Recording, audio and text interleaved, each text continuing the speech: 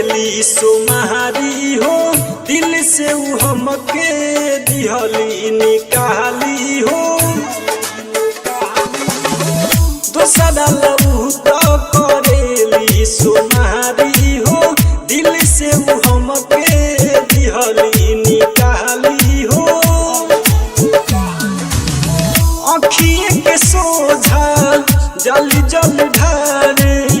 देखी के अखिया बहे जैसे पानी ए भोले दानी हम रोतानी टूटल बदिलवा अब रउए संभाली ए भोले दानी हम रोतानी टूटल बदिलवा अब रउए संभाली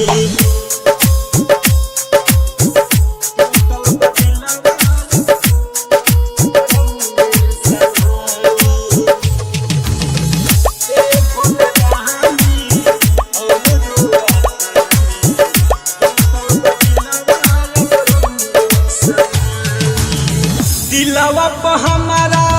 चोट इतना लागल रउए चरण में आईनी भागल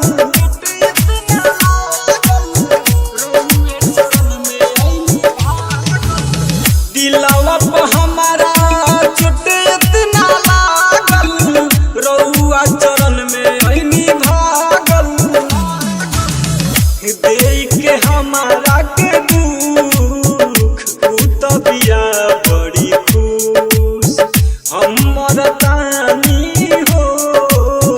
ओकरा न होता महसूस सुनिए बाबा करी न दया जिंदगी कदी खुशहाली ए भोले दानी हम रोतानी टूटल बदिलवा अब रउए संभाली हे भोले दानी हम रोतानी टूटल बदिलवा अब रउए संभाली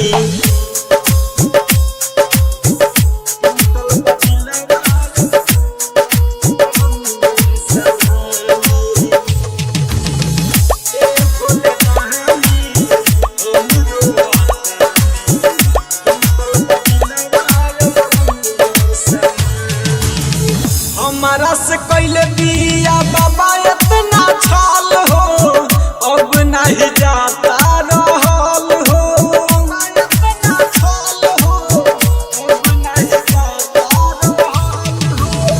हमारा से कैले बिया बाबा इतना छल हो